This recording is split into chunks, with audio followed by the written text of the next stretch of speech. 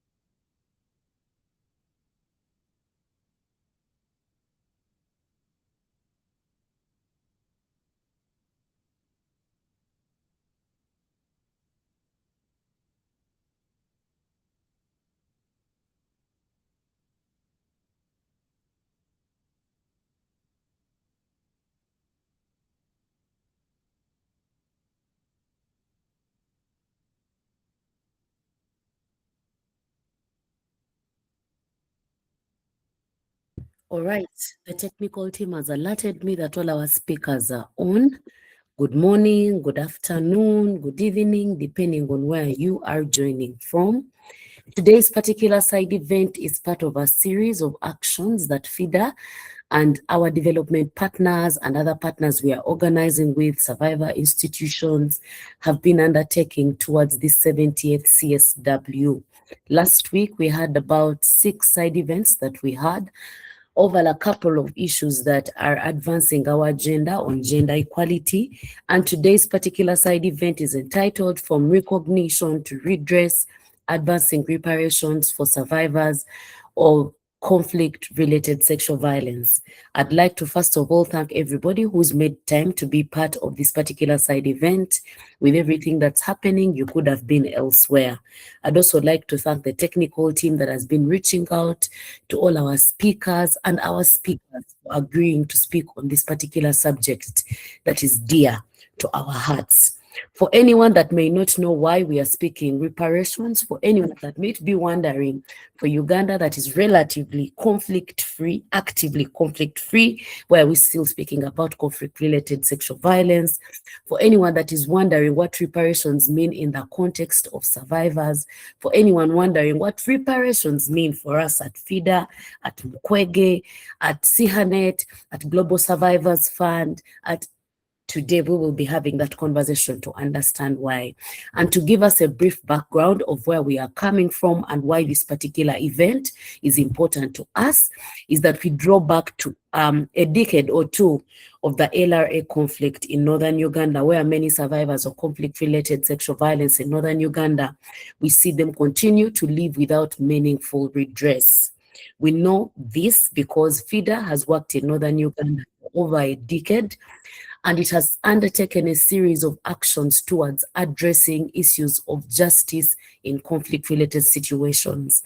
Such justice or such violence issues that we've been addressing is sexual violence. A lot of this work has focused on, one, creating platforms for survivors to be able to articulate what their concerns are. Two, we have also worked with members of parliament and other stakeholders to ensure that the needs are communicated and that they are part of the national agenda. You might have heard from the last two parliaments, survivors from northern Uganda have been in parliament agitating for what reparations look like for them. Part of our day-to-day work is to offer services to women in northern Uganda, and part of the constituents that we serve are actually survivors of conflict-related violence. So while prosecutions contribute to accountability, we are recognizing by this side event that they cannot by themselves repair the profound social, economic, and psychological harm that was caused by this war that happened in northern Uganda. Reparations, therefore, have become a central pillar of transitional justice work that we do at FIDA, and also the other that our global partners that I'll be speaking about that we are convening this particular side event with are interested in. And reparations encompass restitution, compensation, rehabilitation, satisfaction, and guarantees non-repetition. A lot of our work has focused on seeing survivors get to this part of their journey. For survivors of conflict-related sexual violence, reparations must also address the gendered and structural harms, including the stigma, disrupted education systems, loss of land, and long-term economic marginalization that we are seeing actually in a lot of parts in northern Uganda. We are taking note of the fact that despite the increasing international recognition of survivors' rights, a significant gap remains between legal acknowledgement and the actual delivery of reparations to the victims and survivors that we work with, and globally to all that from all that you will be hearing from our speakers. Survivors often receive symbolic recognition without the material support or judicial decisions that are never implemented. We will be hearing from a lawyer, the strategic interest lead from FIDA, to speak about what that is looking like and what it looks like we can do to improve this particular part of our work. Uganda's ongoing efforts to operationalize this transitional justice framework presents a critical opportunity to address this gap, ensuring that reparations are survivor-centered and responsive to lived realities, Part of this, and at the center of this, we are urging meaningful participation from survivor communities, collaboration between civil society and government, and sustained political commitment. It is not enough alone to have a cabinet actually just say that we will have a reparations fund, that we will have a survivors fund that is never funded. It is not enough for us to speak about the violation that was experienced in northern Uganda without having the survivors take the center stage. It does not mean, it is not meaningful engagement when survivors are not involved in conceptualizing these issues, in agitating for their rights and justice, in being part of this process from the beginning to the end. Today we'll be hearing from a representative from survivor communities, and we will understand what meaningful representation looks like, what reparations mean to many of these survivor communities, and what actually meaningful collaborations should look like. This particular side event brings together survivor leaders, and you'll be hearing from one of them who will be speaking first, civil society organizations that have been part of this journey, international experts from whom we would like to learn, and from whom we would also like to learn from us on how we've been able to make the strides that we have made, and government representatives, because we only play a complementary role as civil society. All this that we are saying falls within the mandate of government.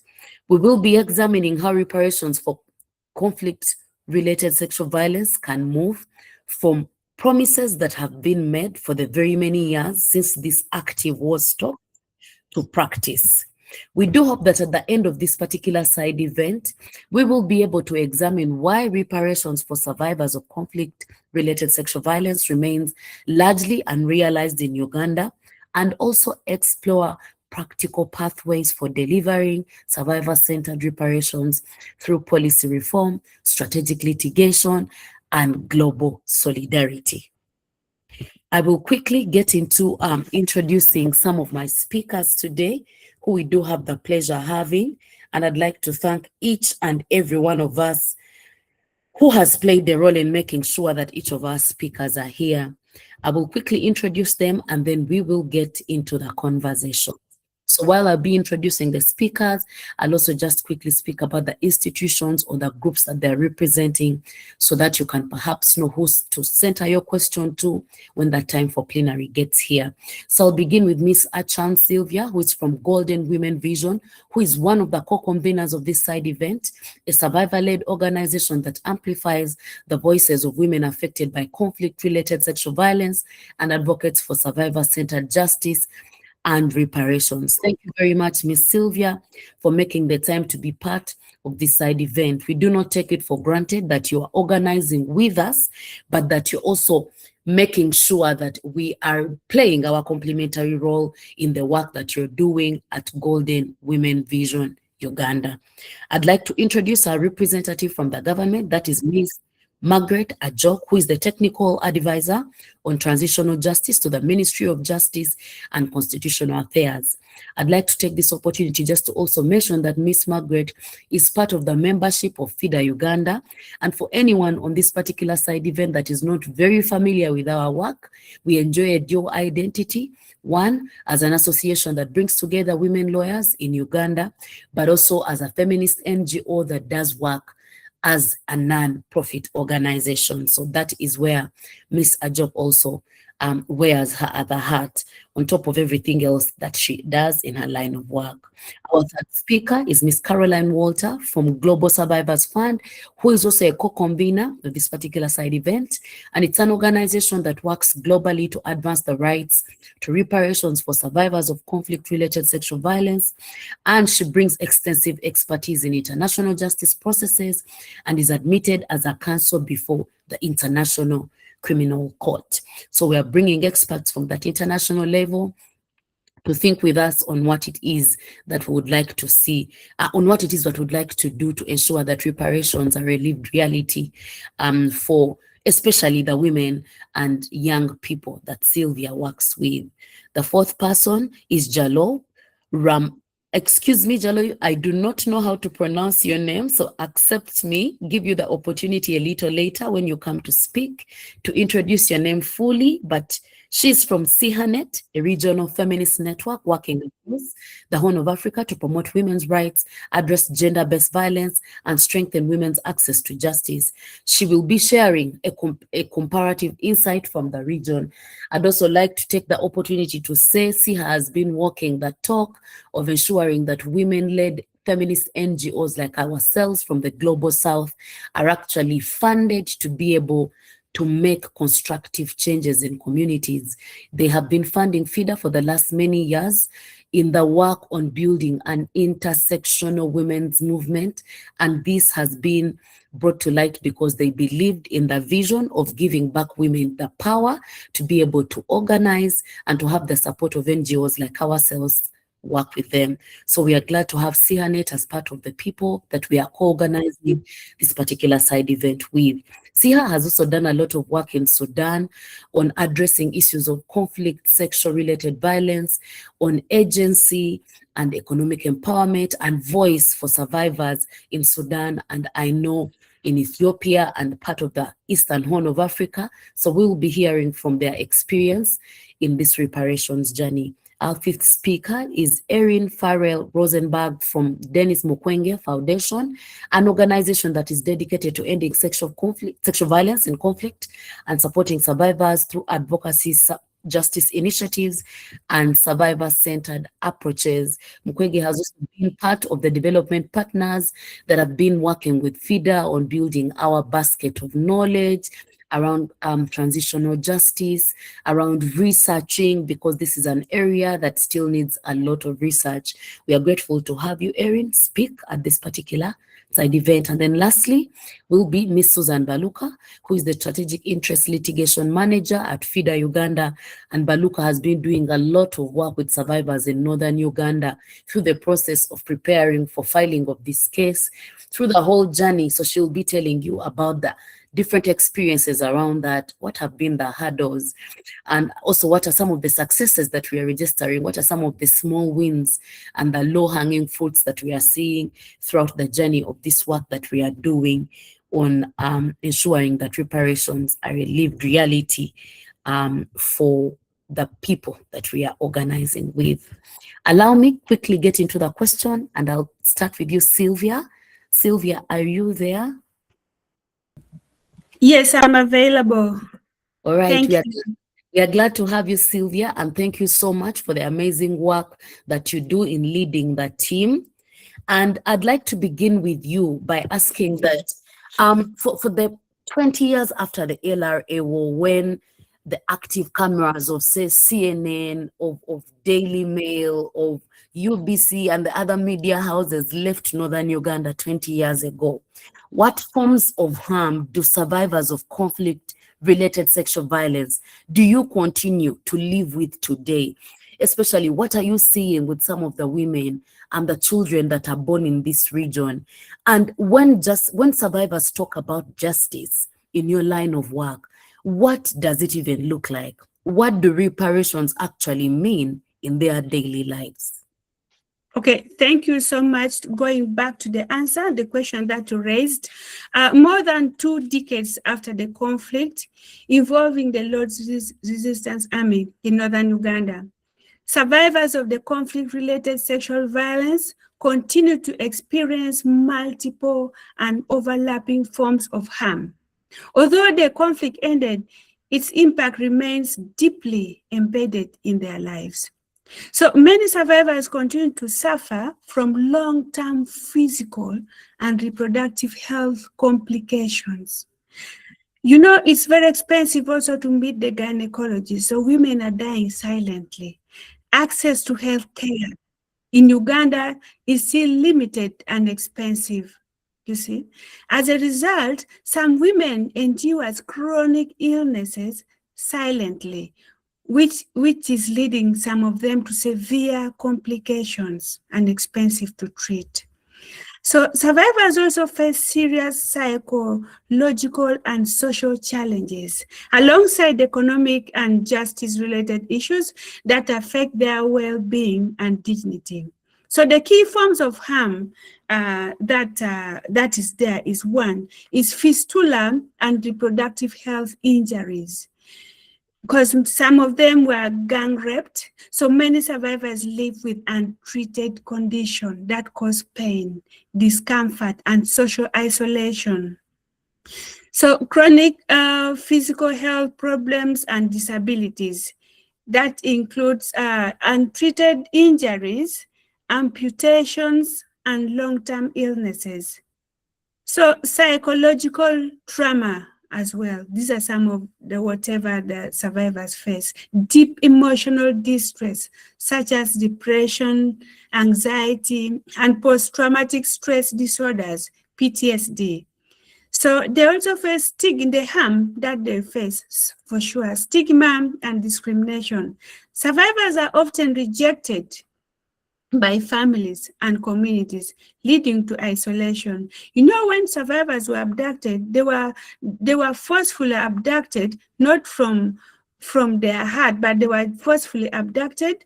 And when they came back to communities, some of them were rejected. So we talk about the economic marginalization, that is limited access to jobs, skills, and financial resources that keeps many survivors still in poverty up to date.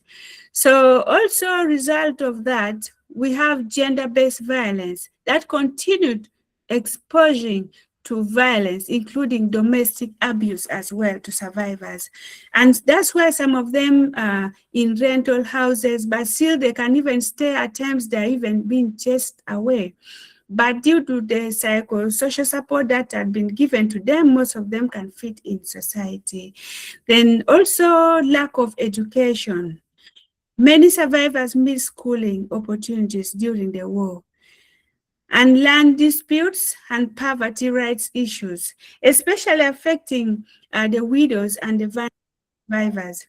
We have also children born of war. Both mothers and children face stigma and identity challenges.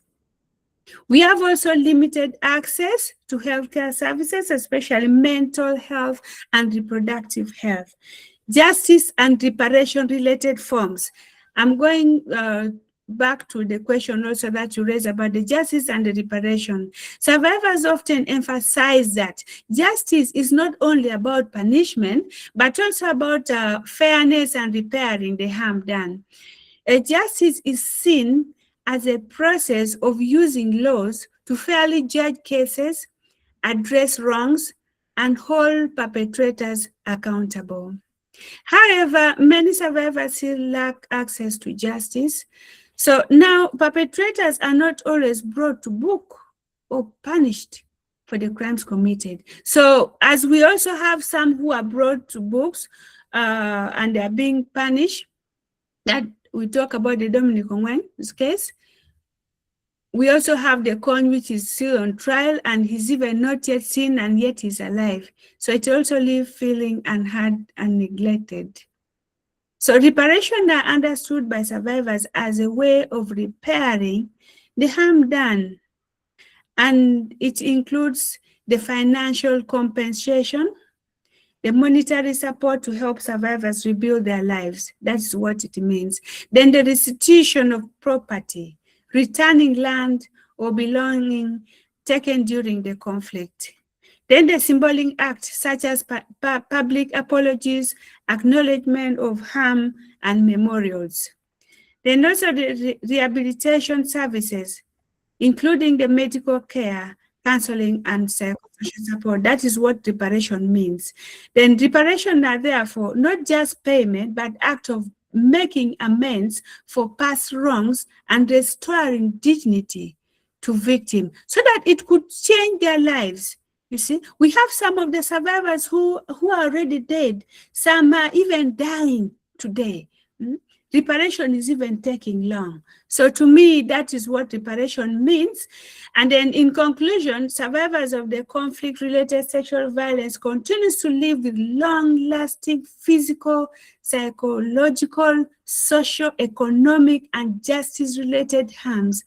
Addressing these challenges requires a holistic approach that includes access to healthcare, education, economic empowerment, justice, and comprehensive reparation to support healing and restoring of dignity.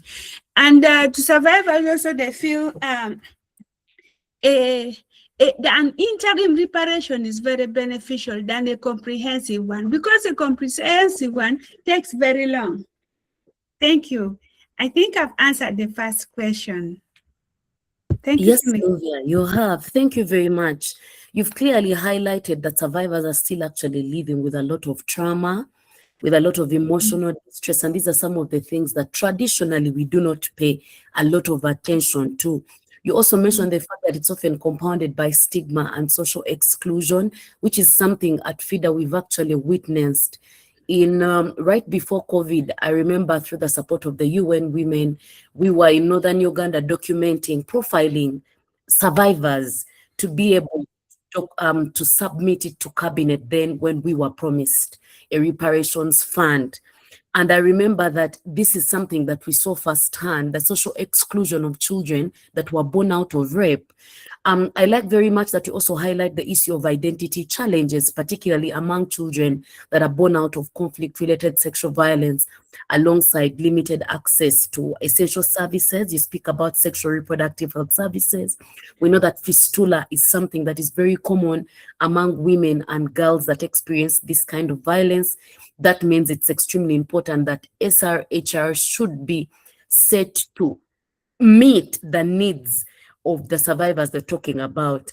And I think a critical point you have also raised is how survivors themselves understand justice, that it's not about punishment all the time. Rather, it's about, I like that you say that it's about repairing the harm that was done.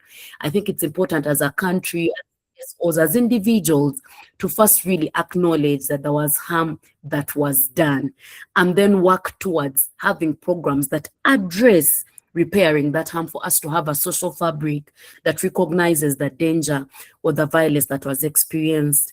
And I like very much that as we're thinking, you say that as we're thinking about reparations, they should be extremely practical. You speak about fair financial compensation, restitution of property, because we know that land pressures continue to be a huge challenge. Public acknowledgement and apologies, but also restoring dignity and rebuilding lives. Thank you very much. I think that sets off the conversation very rightly for us. I'll get to the next question, and I think I'll come to you, Miss Margaret. On the fact that Uganda adopted a transitional justice policy in 2019 and is considering a bill right from that. From the government's perspective, what concrete things do you see that are already existing or really are being developed or conceptualized or being thought about to ensure that survivors of conflict-related sexual violence can actually access reparations?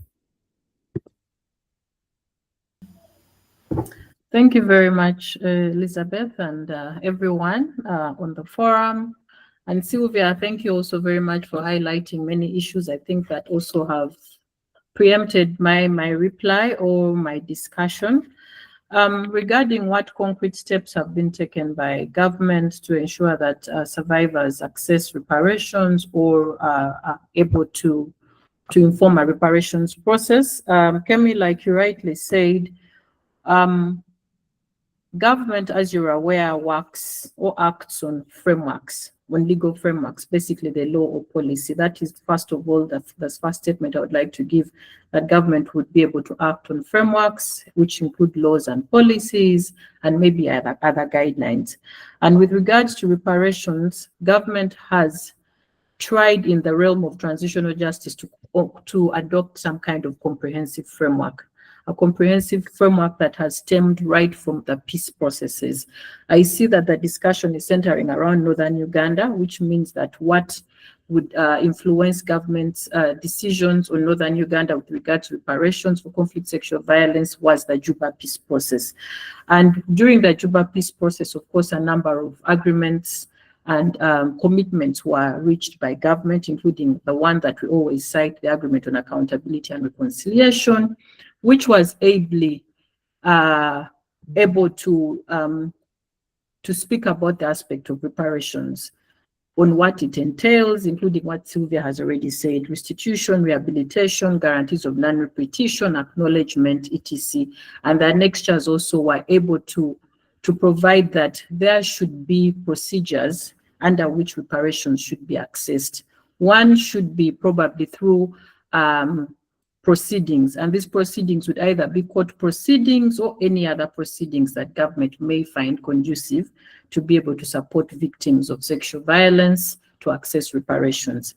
Now, one of the best attempts that we had, which I can always cite, is the transitional justice policy. And the transitional justice policy ably articulates some of the challenges that victims have with regards to accessing reparations or issues that should be addressed through reparations. And those are issues of children vulnerable, issues of land, which Sylvia has really ably highlighted. And I really wouldn't want to go so much into that, because the policy comprehensively acknowledges, I think, most of the issues that Sylvia has stated. Possibly one of the issues that everyone keeps on asking is, how is it being implemented?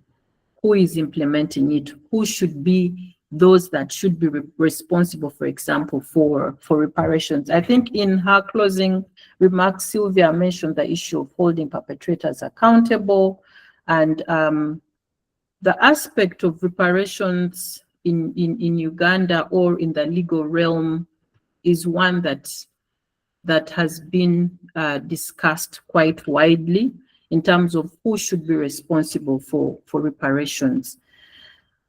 Ordinarily, if it was not in the transitional justice context, ordinarily the one who aggresses or the one who harms should be accountable.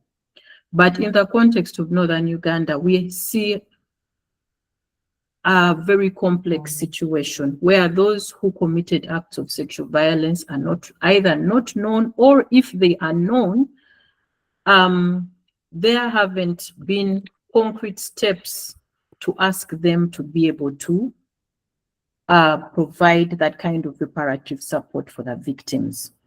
So this is one complex situation where you wouldn't be able to ask, for example, I don't know if Ongwen, for example, he hasn't been asked in the case of the ICC to even offer some kind of apology to the victims, which would be something that would be important in terms of trying to help with rehabilitation, in terms of psychosocial rehabilitation of victims, someone knowing that the person who aggressed us or the person who was responsible for this kind of aggression has at least offered an apology.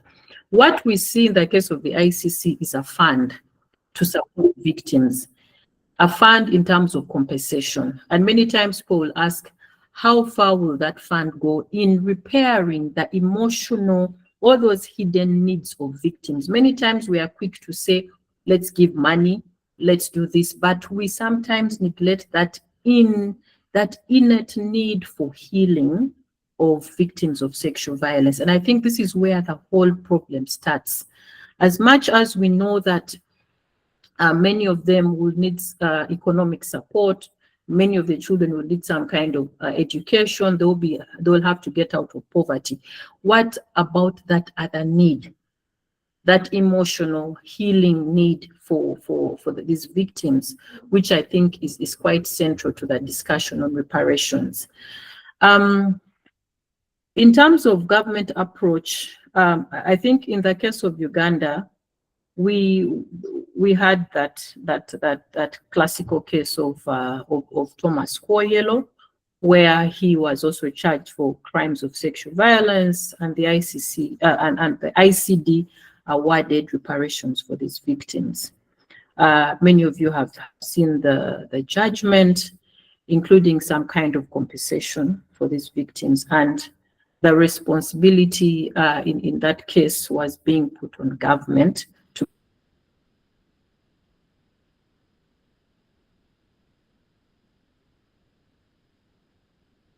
basically on the basis that if government is supposed to provide any kind of support to victims of sexual violence, or victims, not victims of sexual violence, but victims of war, it should be one that is based on the will of the government, in the form that it is responsible, or it is responsible in terms of supporting its citizens, or its victim, rather its citizens, to be able to get back to a certain standard of life. I would probably liken that to some kind of affirmative action, but not in the context that the state is responsible for committing such acts against the victims of sexual violence.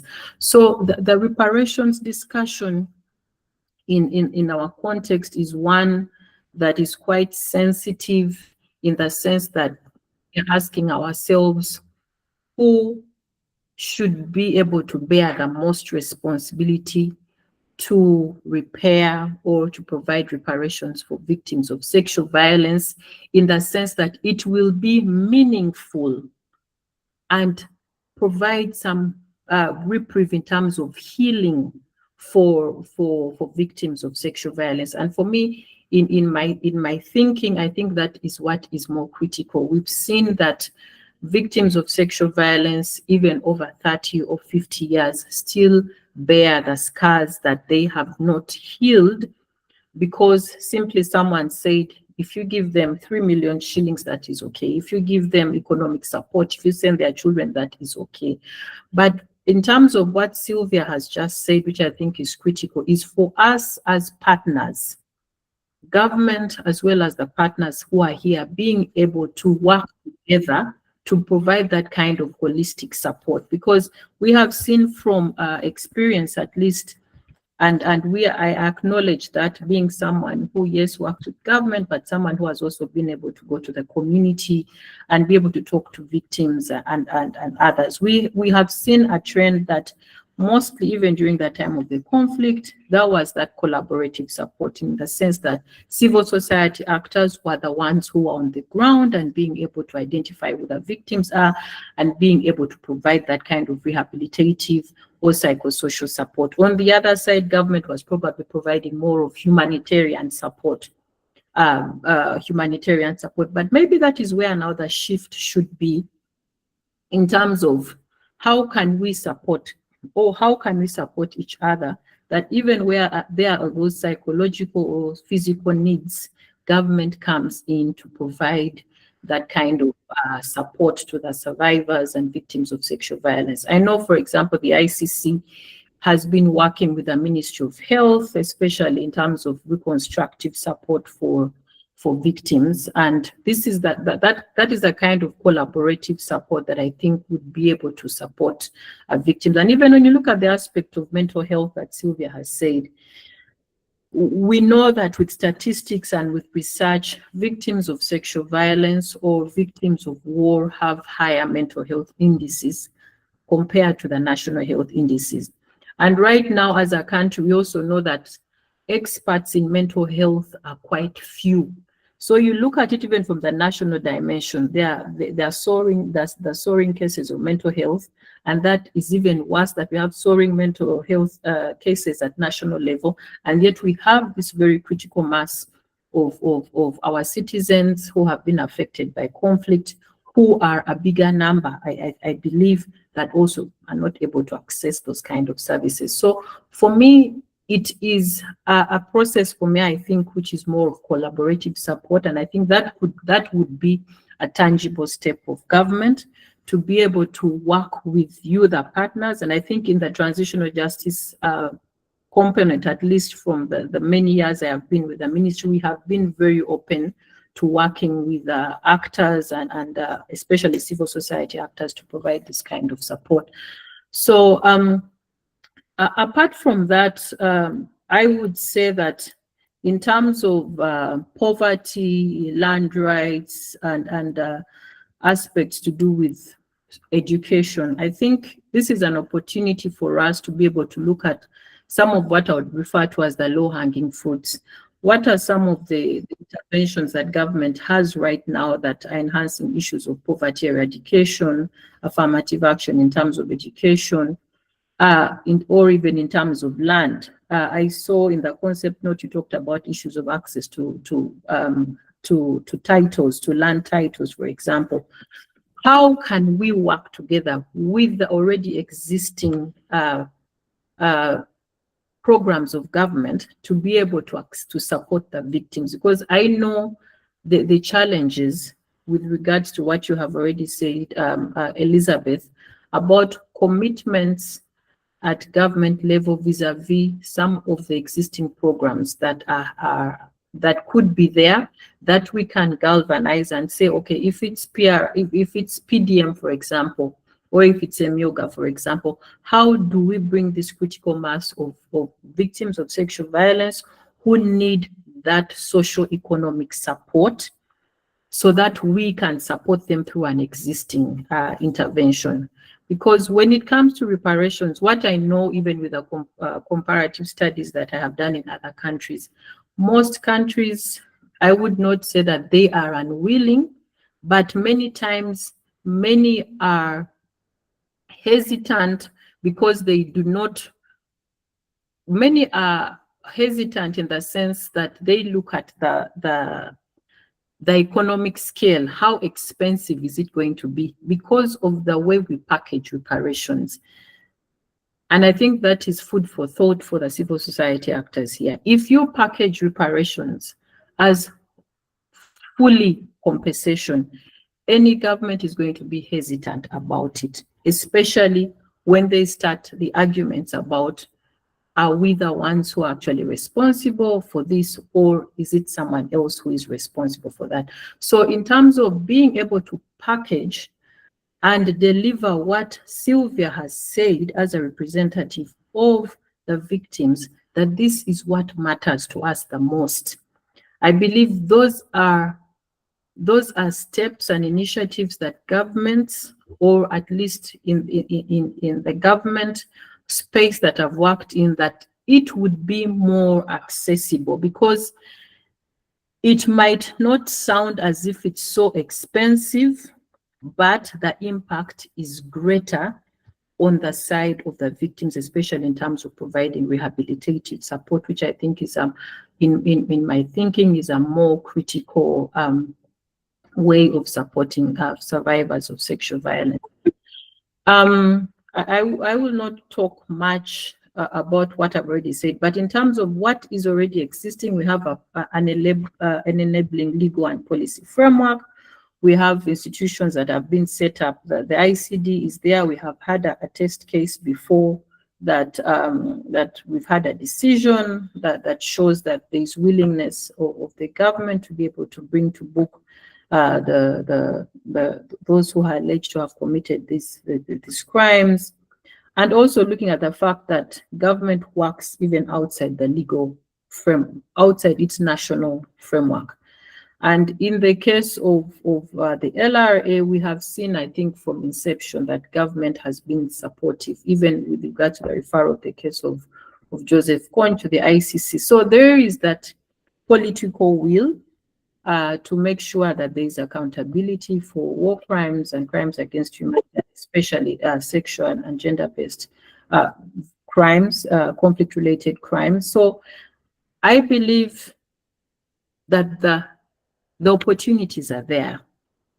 It is really about how do we invest in making sure that we are able to benefit as victims, or as survivors, or as entities and stakeholders that are working for victims and survivors, to make sure that they are able to access what is most meaningful and should be able to transform their lives. So for me, in my own perspective, I believe that we have the enabling environment in terms of legal and policy frameworks.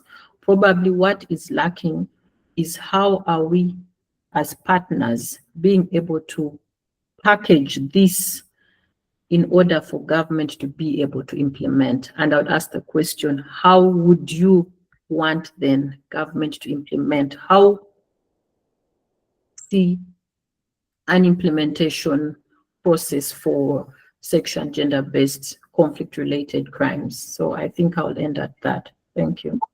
Thank you so much, Margaret. You have left so many reflections for me. I like very much that you started with speaking about the fact that government operates within the frameworks of laws and policies, which is extremely critical to us as FIDA, as lawyers, because it's.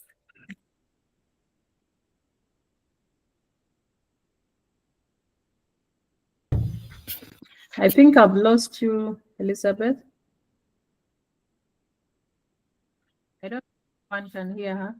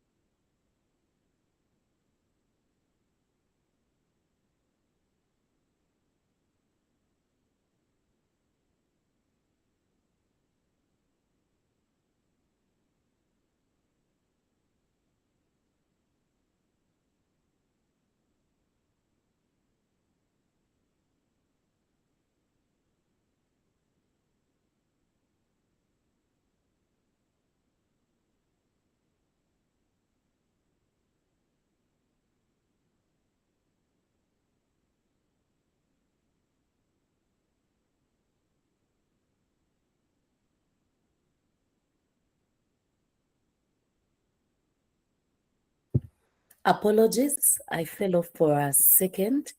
I am back on. Can you hear me? If I could get some thumbs up to just make sure that you can now hear me. Perfect.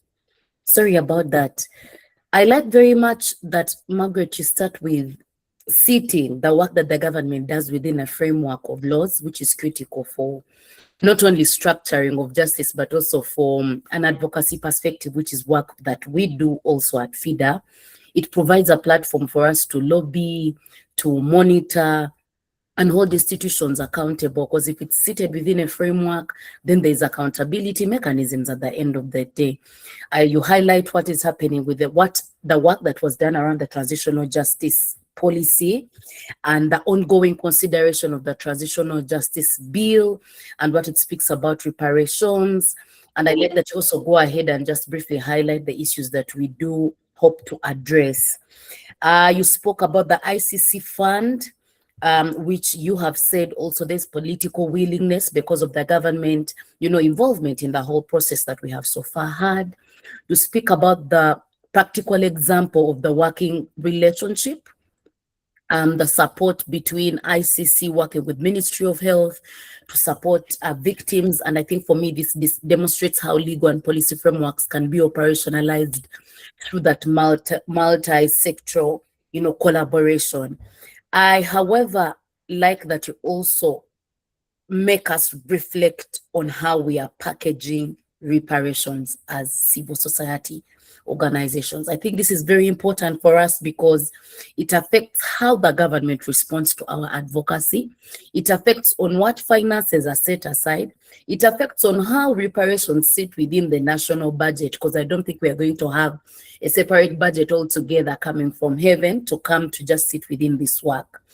I just wanted that later, maybe Margaret, as you come back to speak, for you to also help us reflect on the fact that, there've been several critiques around some of the responses from government to say, if you're speaking about economic empowerment, about projects like GROW, like PDM, like OEP, like wealth creation, that those may not serve because the context of an area like Northern Uganda that experienced a war, I think the programs should be structured in such a manner that they actually respond to the unique needs of the people of that area. So maybe later you will be responding to that reflection, but it's something that we've always been thinking about at FIDA. How do we ensure that even the government programming around affirmative action, which we know sits within the constitution, that it's something that is working for people of Northern Uganda? When we speak about PDM, even when it's meant to help or to support vulnerable communities, the vulnerable communities in Kabale are not the same as the vulnerable communities in Northern Uganda. So how is the government, drafting such policies, implementing such programs in such a manner that shows the recognition of the uniqueness of that group? You will perhaps share your reflections with us just on the second question. Allow me just go to my third speaker, which is Susan B., to speak about, because of course you've been leading the work at FIDA on strategic litigation. How has this work, strategic litigation, how has FIDA used it to push for recognition of the harm suffered by women during the LRA war conflict? And what role do you see courts realistically playing in securing reparations for victims? And where do you see these legal processes fall short? What is making your work so difficult to ensure that Sylvie and the rest of the women we are organizing with start to see light at the end of this term? Thank you, Elizabeth. I'll start off by responding to the second leg of the question, and as I go along, I'll respond to the first and third leg of the question. So I believe that one of the key roles that courts can play in securing reparations for survivors of conflict-related sexual violence is through judicial pronouncements that actually recognize CRV not only as a rights violation committed by non-state actors, but also recognizing the incidents where CRSV is actually committed by state actors, but also recognizing its occurrence and some of the factors leading to it as a failure on the part of the state to meet its due diligence obligations to prevent and respond to conflict-related sexual violence. And I believe that in making, in being able to adjudicate conflict-related sexual violence cases from that perspective, or from that framework of the law, which is really embedded in human rights obligations, regional and international human rights obligations, but also constitutional obligations. I believe that adjudicating CRSV cases from that perspective will then lead to conclusions that pertain to the legal obligation of states to actually repair the harm that arises from conflict-related sexual violence. And in that way, we are able to get orders for reparations for victims or survivors of CRSV that are in fact legally binding on the state and not just non-binding recommendations. I think from the speaker that has come before me, you had references to orders coming in from the courts, including the orders from the ICC in the Dominic Ongwen case, but also orders from the International Crimes Division in the Thomas Koyelo case, where they spoke about fulfillment of these reparations orders being on the part of the state, being something that the state can do at will and not as something that sits squarely on them, because these cases are in fact these reparations orders that we are looking at in the Thomas Koyelo case and in the Dominic Ongwen case, because in the Dominic Ongwen case, for instance, the ICC highlighted that since Dominic Ongwen is indigent, we would like to call upon the government, along with other states, to voluntarily contribute to the trust fund for victims,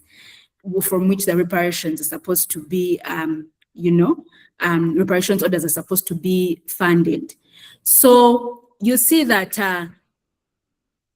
because of the criminal approach to adjudicating CRSV or conflict-related sexual violence, even the orders that beget those legal processes are in fact, orders which on the part of the state are really based on, their implementation is really based on the will of the state.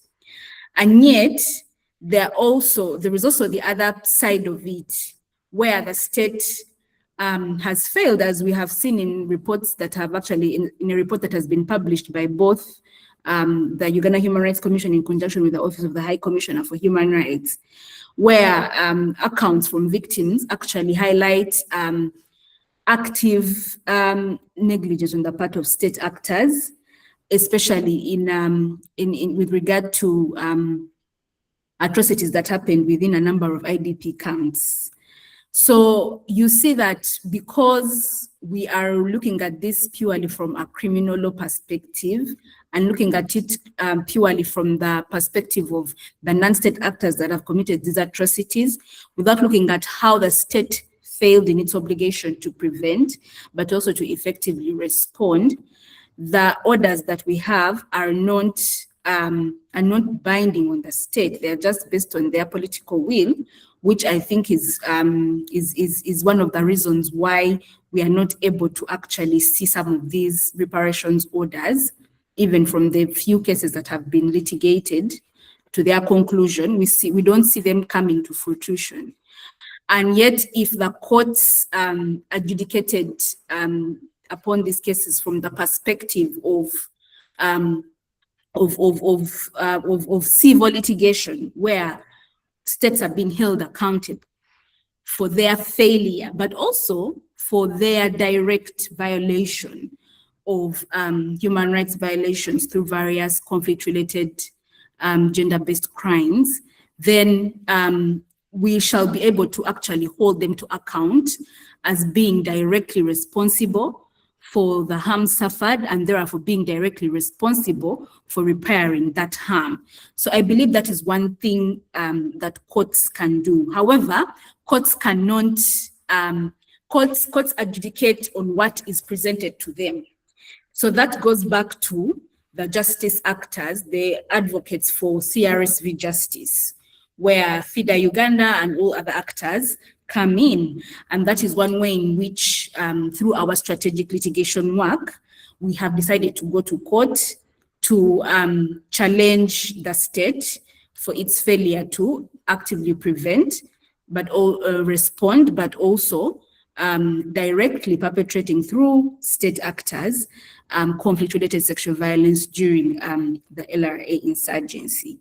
So, and of course, some of the asks we have is directions or orders to the state to actually make good on repairing the harm that was suffered by survivors of CRSV during the insurgency. With regard to some of the shortfalls in the legal processes, I think I've already hinted on one, but that is something that us as practitioners, as legal practitioners and advocates for CRSV justice have a role to play in. The fact that CRSV is adjudicated more from a criminal law perspective against non-state actors, as opposed to from the civil law perspective in holding state actors for their failure to prevent and respond to CRSV, but also for their direct perpetration of CRSV. So that is one gap which I have already highlighted. Is we have a role to play as actors, and where we're actively responding to it as FIDA through our strategic litigation work. The other shortfalls are systemic. They are pervasive across the board with our justice system. Issues to do with delays. Delays in setting hearing dates for cases, constant adjournments because of judicial officers not being available, and in a number of instances, actually, it's not because the judicial officer just hasn't showed up, but because they're actually needed in another court session in another district or in another area. And then one that speaks more to the first challenge is appreciation of the concept of the due diligence framework of states to prevent and respond to violence against women as a framework of enforcing state obligations when it comes to incidences involving violence against women, including conflict-related sexual violence. So this is something that we see as we have projected as a challenge that may hinder our success in our strategic litigation efforts. And why we are projecting this is because we have had other cases on sexual gender-based violence, which was not necessarily within conflict situations, but we realized that the courts had not appreciated the concept of due diligence obligations of states to prevent and respond to violence. So whereby we go and challenge the state for failing to act on sexual gender-based violence cases, either through failure to effectively prevent, investigate, prosecute, or punish cases of SGBV. And from some of the decisions that we have seen coming in from those cases, there is a lack of appreciation from the part of from the judiciary of that concept of framework of argument or enforcement of state obligations when it comes to preventing or ending violence against women. So those are some of the shortfalls with our legal processes, but we are working towards addressing them as an institution, but also through our different partner organizations that we work with at national level and also at the community level. Thank you, Elizabeth. Thank you so much, Susan. You have practically showed us the challenges that you have faced as an institution through perhaps these particular responses that you have given, but I like very much that you clearly tell us the role that courts can play. If there is a judgment which a court gives you, then you have power in your hands to change a few things here and there. Thank you so much for also highlighting the systemic challenges we are dealing with as a country. And I think in the judiciary generally, the delay in hearing of matters, how that affects the citizens' interest in the process, especially because strategic litigation takes such a long time. So along the way, you're losing clients, people are dying in northern Uganda. I think I joined FIDA when it had already in 2018 and these processes had begun. But along the way, I've heard of those that have passed on, before this ever sees the light of day. And I think for me, that's what painted for me a picture when, Susan, you're speaking about the systemic delays that we must address, where clients don't lose interest in the matter, but also just instilling more confidence, in the citizens for the judiciary to be able to do its work very well. I think addressing some of those major issues would help us make headway in the work that we do. I'll go to my next speaker, who I will request to speak within 2 minutes so that I can ask the second question. So, Caroline, I'd like to hear from your perspective, the global perspective where you work. Many survivors win recognition but never receive the reparations in practice. Why does this implementation gap persist? And what does actually a true survivor-centered reparations program look like? Are there countries that have done this? And what do they look like that Uganda could learn from that? Thank you very much, Elizabeth, and I'm happy to recognize many of you today in the call, so greetings to all. I think Sylvia, Margaret, and Susan already gave you quite a few elements to answer this question, but first of all, you mentioned recognition, and actually, I'm not quite sure that many survivors have won recognition up until now. For what I understand, speaking with many survivors, is recognition is also a form of reparation. And if we acknowledge that actually reparations in practice have not reached enough survivors, I would say it's the same with recognition, and what reparation should look like and what recognition should look like, I think really vary from a person to another.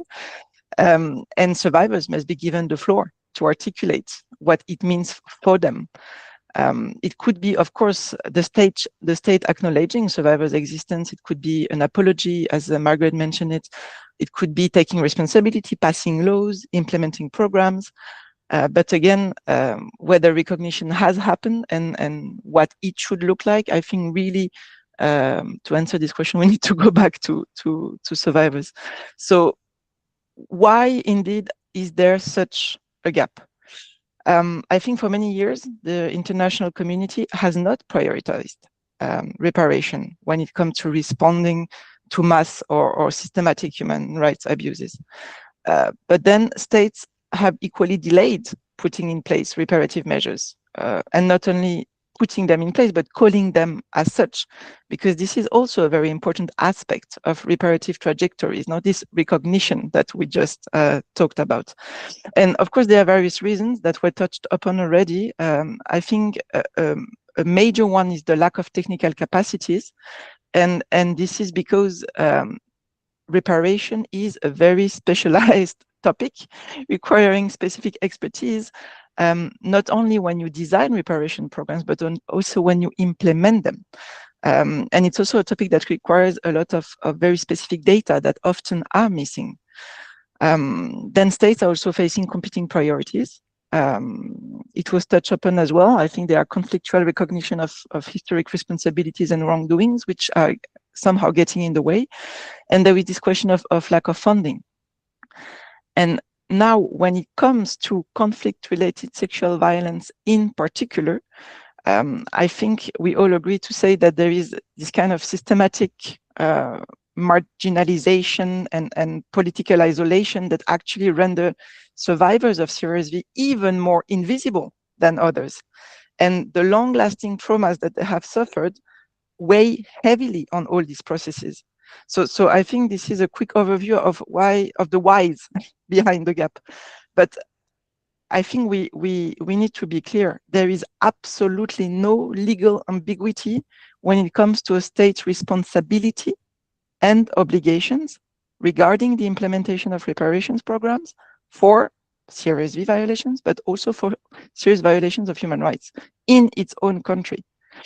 Actually, there is a clear recognition in many multilateral treaties across human rights, but also humanitarian law and international criminal law. And many of the states we are working with have mostly signed the vast majority of these instruments, which means that actually they ought to translate them in the national law and practice. So states do bear the primary responsibility to provide adequate, prompt, and effective access to remedies and reparation. And this is indeed through both judicial and administrative processes. Now, from such a legal obligation also flows the right to reparation of survivors, which is actually one of the key pillars of transitional justice as a whole.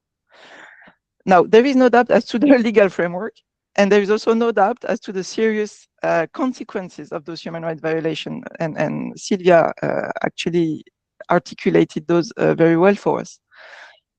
So how do we fill the gap? You're asking me about what a truly survivor-centered reparation program should look like. If I want to be true to my answer, I can't give you one single illustration or correct or comprehensive answer, because it's only survivors that can tell you. But I think that gives you already a part of the answer, which is we do believe that survivors must lead the way. So that means co-create, it means co-design, co-monitor, and be there at every steps of the way.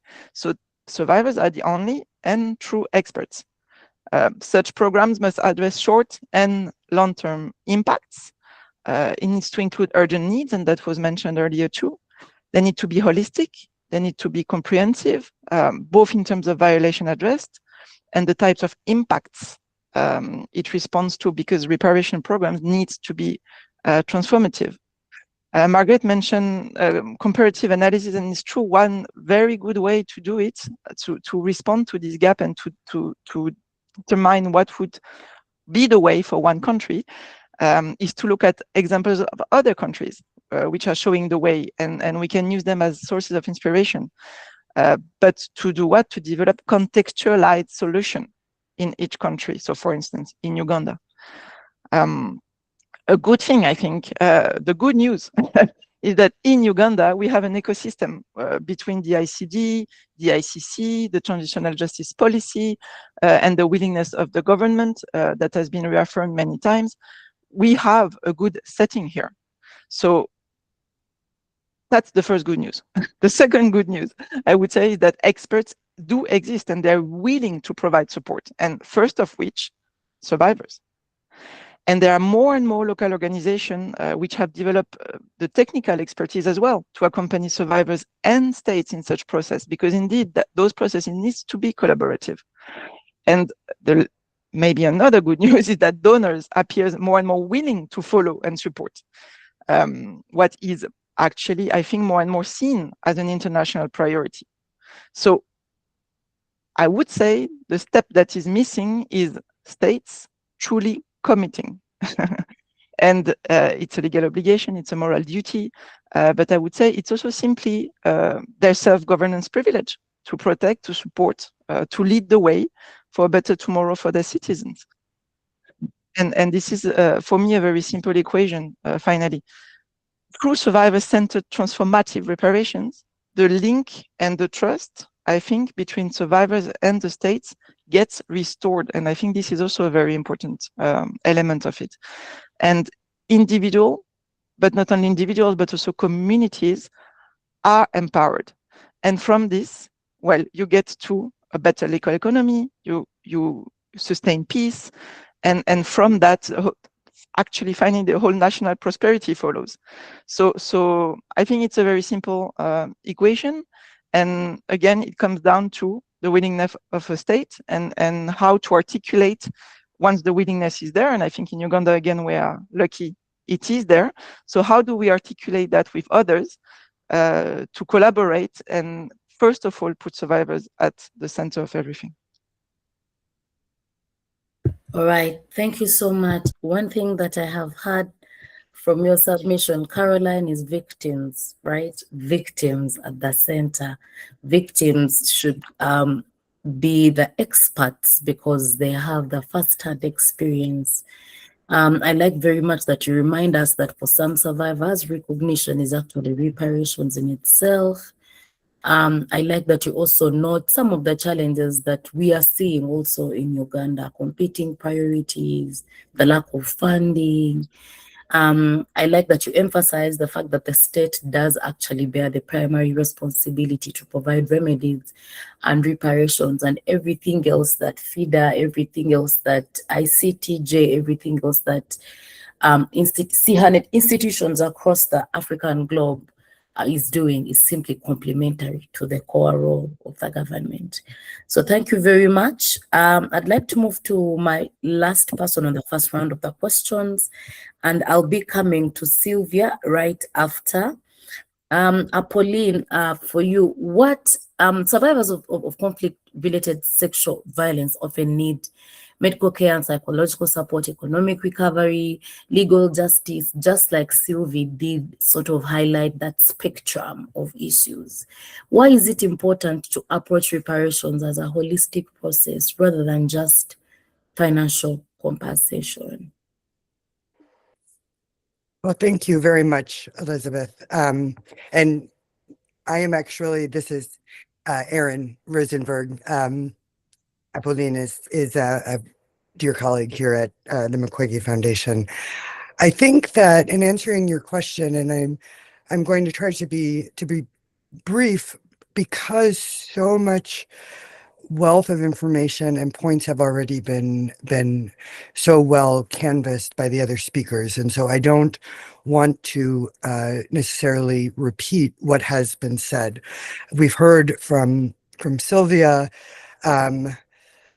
from Caroline just referred to some of the aspects in terms of the substance of reparations being needing to be comprehensive, needing to address both at the individual but also collective levels, addressing not only the direct harms but also long-term impacts. But what I want to focus on for a moment, Elizabeth, is in terms of your question, is you use the word a holistic process, and to focus on the importance of the reparations process as opposed to the forms and modalities of reparations themselves. And why I say this is because, first of all, to go back to the basic principles and guidelines on the right to reparations from 2005, which I'm not going to give the entire title of the basic principles. But as we know, and as reparations jurisprudence has reaffirmed throughout the human rights framework, as well as international humanitarian law, international criminal law, reparations are to be adequate, effective, and prompt. And so when we talk about process, it's important to recognize that the reparations process itself should be reparative for survivors participating and communities participating in that process prior to the implementation of the reparations. And this, I think, is one of the less appreciated aspects of why reparations processes and reparations themselves can be very frustrating and, to be very blunt, at times even harmful and potentially re-traumatizing to survivors, is that the process itself is not survivor-centered and it is not trauma-informed. And to use Uganda as just a very clear example, the first thing I would say is that that's often because it's not prompt. The delivery, but also the setting up of the programs, the design, etc. These are things that, unfortunately, we often see only beginning to be designed and to be thought of well after the commission of crime and well after survivors have been left to endure the suffering from those crimes. So promptness in and of itself is something that I think we really need to recognize as incredibly important to the reparative value of reparations and reparations processes. But the second thing that I really want to say on this point, Elizabeth, is that in terms of why reparations processes are often not reparative and instead frustrating, is because that the aspects of the design process are not sufficiently survivor-led and end up being either culturally or contextually insensitive or inappropriate. And the most important, well, I wouldn't say the most important, but one important aspect I want to highlight here is around the eligibility and admissibility aspects, which need to be designed and decided upon prior to implementation. There are many, as Margaret really well highlighted, and I would encourage those who are interested in this topic to look at a lot of the research on this, but there's a lot of comparative studies that highlight specifically the fact that when admissibility standards are set in a way that they cannot be met by every eligible survivor, this is the opposite of reparative, where individuals are unable to access the substantive reparations because of a too burdensome eligibility standard or evidentiary requirements that they can't meet. And why they can't meet that is due to a number of reasons. One, oftentimes because of the lack of documentation that exists post-conflict in many situations. It's also because of the lack of timeliness, the lack of promptness, because as time passes, we lose information, evidence, the ability to establish certain facts or harms.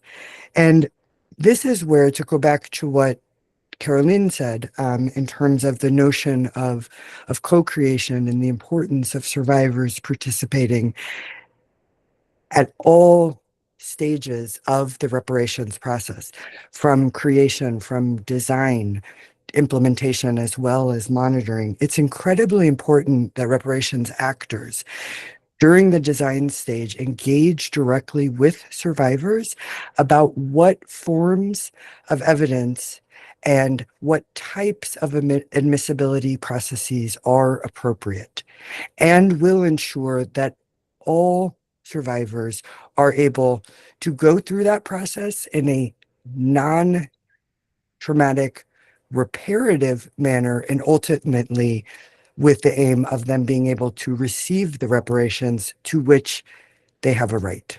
So I will, I think, given the time, end my remarks there, but I just want to just say in closing that I think when we talk about a holistic process, it is not only the comprehensive nature of the reparations itself, but also truly about ensuring that the process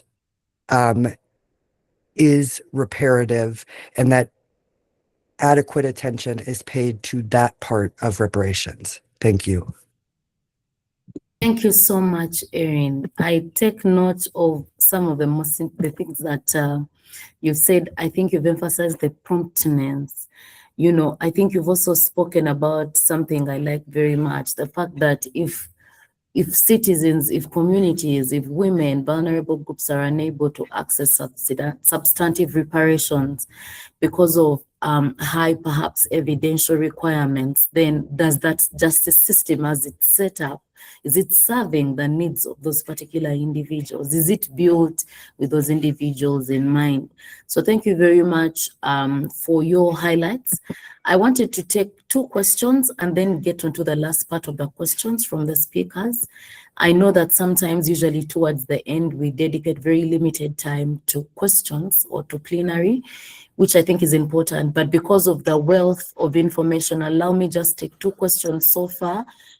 I saw a hand already, and then thereafter we'll take another round of questions to the speakers. So yes, Lino, I already see your hand up. Kindly feel free to unmute and ask your question or make your comment. Yeah, thank you very much. This is a very interesting conversation, and I'm actually glad that I joined. And I want to thank all the speakers that have actually spoken, Margaret, Sylvia, and others. Your insights are actually very useful and on point. Mine is actually just a quick comment. And the quick comment is on reparations. And the point I want to make on reparations is that reparations will not be granted if they are not demanded.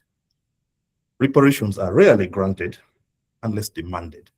And if I use the context of northern Uganda, I'll give several reasons on why reparations must be demanded. One of them is the laws that we have that are actually in the offing or have been in the offing for the last couple of years and have never actually materialized. One of them is the transitional justice policy that my sister Margaret here has been working on since time immemorial. I've even developed gray hair seeing this law being developed. It was only recently approved by cabinet. It has never really been actualized in parliament, and it has never seen it. And we even don't know when it's actually going to be implemented.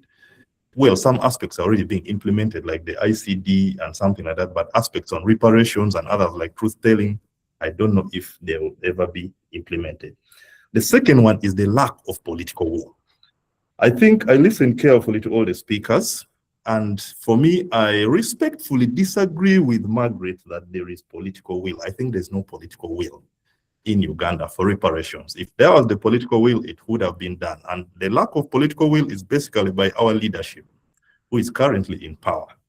We have seen handouts that have been given in TESO, in places by the president and everything like that, but there's never been that political will to actually actualize a law and to actually target victims of reparations. And this is not just in northern Uganda, it's even in places like Luwero Triangle, where there were wars even before northern Uganda. The political will is absolutely lacking. What is there is a presidential kind of gratitude, lagis that is handed out to people, but not really a formal program that looks at reparations. As a result, victims in northern Uganda and other places in Uganda, even Kasese, western Uganda, eastern, everywhere, are languishing.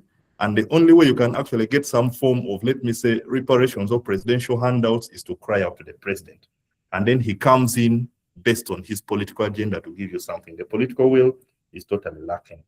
The other issue on why we cannot realize reparations without demanding for it is because of the lack of respect for court-ordered processes. We've seen the case of Koyelo, for example, which is most recent. A reparations order was given. The Attorney General noticed that he's going to appeal it. And up to now, we are still in a limbo of how to even implement that. If we look at Onwen, for example, a reparations order was given. The ICC claims they are still fundraising to implement that reparations order. And then finally, also, is that perpetrators of sexual violence are always not in position to pay. I heard one of the speakers saying that one of the challenges of implementing reparations is that we do not know perpetrators of the sexual violence, for example, in northern Uganda. For me, I think that is true. I agree. Most of them are not known, but the point is not knowing them. The point is that even if we know them, they're not in a position to pay. They're indigent. For example, in the case of Onwen, they cannot do that. So for me, the important thing is not to focus on the perpetrators. It's to focus more on the survivors. So for me, if I'm looking at a way forward... in a minute, kindly conclude in a minute. Yes, just in conclusion, I like Margaret's question where she said, how do we package this to ensure that we realize reparations? And I go back to what I said. I said reparations cannot be granted unless they are demanded. In the interim, as civil society organizations, as a Global Survivors Fund, what we've been doing is very good. We have to continue meeting health complications of victims. We have to continue economic empowerment programs. But above all, the most important things that we, FIDA, FJDA that I've worked with for a long time, and the Global Survivors Fund that we must do is to empower victims to demand these reparations. They must stand up They must engage in protests. They must go to visit government offices, say, we want our reparations. That is the only political language that governments understand, and that will make them to implement reparations. Thank you very much. Thank you, Lino, for your comment. I don't know if I'm able to take another comment because, Lino, you have eaten up all the time. So I'm sorry. Yeah, thank you so much for your contributions. We hear you. He believes that there is not a lot of political willingness, but I think with all the processes that are happening, I think there are those that may disagree. But thank you so much, Lino, for your comments. We appreciate the fact that you also emphasize the issue of survivors demanding. You have to demand, and therefore issues of empowerment, issues of agency, issues of support, and letting survivors take the lead in the ways in which these reparations are being demanded is something that we should pay great attention to. I'll do my last round of questions. I'm going to request that we 2 minutes for each so that we can have some time at the end for plenary. Sylvia, I'm back to you. I just want to hear from you, Sylvie. Survivors are increasingly calling for a greater role in shaping justice processes. I think just Erin and Caroline and Susan, everybody who is spoken, Margaret, you also did speak about it earlier on, that there's need and that we've seen ways in which survivors can be included in shaping the justice process or in being part of, meaningfully of these processes of reparations. From your experience, right, how can survivor-led organizations like yours meaningfully participate in designing reparation programs so that they reflect survivors' real priorities? You have the experiences, you're working with these people, you are organizing with them. How better do you want to be engaged in the designing of this process and the programs? So is that the second question? The third question. The third question. Okay, thank you so much, Elizabeth. Survivors are increasingly calling for a greater role in shaping justice processes. That is from my experience.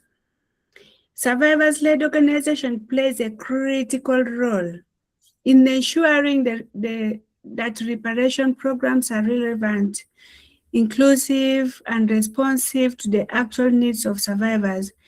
Their lived experience position them as key actors in shaping justice processes that are practical and survivor-centered. So to meaningfully participate in designing reparation programs, survivors-led organizations can contribute in the following ways. 1, active involvement in decision-making. Survivors should be included at all stages of planning, design, implementation, and evaluation of reparation programs, not just as beneficiaries, but as partners too. And then consultation and community engagement. Survivors-led organizations or groups can organize dialogues, focus group discussions, and community meetings to gather views from a wide range of survivors, ensuring diverse voices are heard. Then there's need identification and priority setting. So through their direct experience, survivors can clearly identify their most urgent needs, such as healthcare, psychosocial support, education, or livelihoods, ensuring programs reflect real priorities. You see? So advocacy and policy influence. Survivors organizations can also advocate for inclusive policies, adequate funding, and legal frameworks that support comprehensive reparation. And then awareness creation. The survivor-led organization can educate survivors about their rights and available opportunities, increasing access and participation in reparation programs. Then monitoring and accountability. Survivors-led organization groups can track and implementation of programs, ensuring transparency, fairness, and that commitments are fulfilled. And puts that we also have survivors in hard-to-reach places. whereby we work at the grassroots as grassroots organizations, and working it together, it will make things, and when we unite, it make things goes to where we really want. It goes to the line that the survivors want to go. And then also building trust. Survivors are more likely to engage with programs designed or supported by fellow survivors, which improves participation and effectiveness as well. Then collaboration with stakeholders. So working with government, NGOs and international organizations helps integrate survivors' perspective into formal systems. Then also capacity building. Strengthening leadership, technical skills, and organization capacity enable survivors' organization to engage more effectively in policy and program design. And ensuring inclusivity. Survivors-led organizations can ensure that marginalized groups such as women, children born of war, and persons with disabilities are not left out. Why I say this? Because, you know, when survivors were abducted, they were in different brigades. So others know themselves and others were in different groups. And some of the survivors were also abducted from different villages, from different districts, so they know themselves. Promoting cultural appropriate solutions. Survivors understand local context and can help design approaches that respect cultural values while protecting their rights. So in conclusion, meaningful participation of survivor-led organizations ensure reparation programs are not only designed for survivors, but with survivors. There's a slogan I'm a member of SEMA, there's a slogan that says nothing for us without us. So if you put the survivors-led organization and as survivors, it could make it go further. So this leads to more effective, inclusive, and sustainable justice processes that truly address the needs and priority of those affected. I think, Elizabeth, by this, I have answered your question.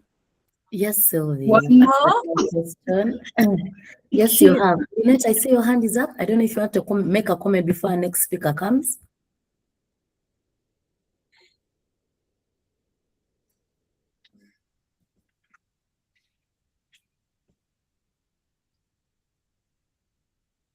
Yes, please. Hi, Elizabeth.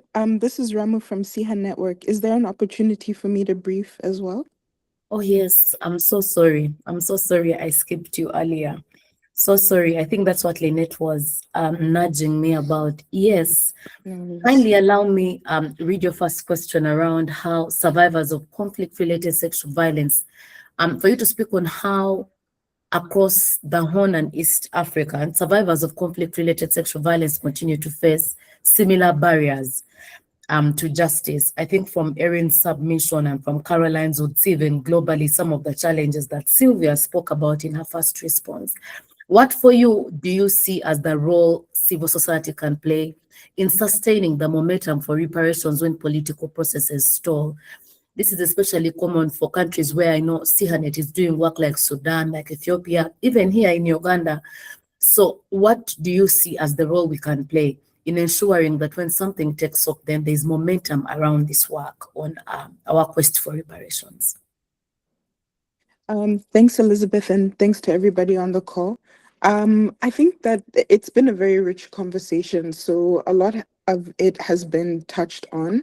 But I think what I can say from CHA Network's perspective is that, one, we've really prioritized documentation of conflict-related sexual violence, particularly from the context of Sudan, where previously documentation of violations hadn't been as put forward previously before the present conflict. And so that's why, as an organization, we really hammered down on supporting and also doing documentation in ourselves.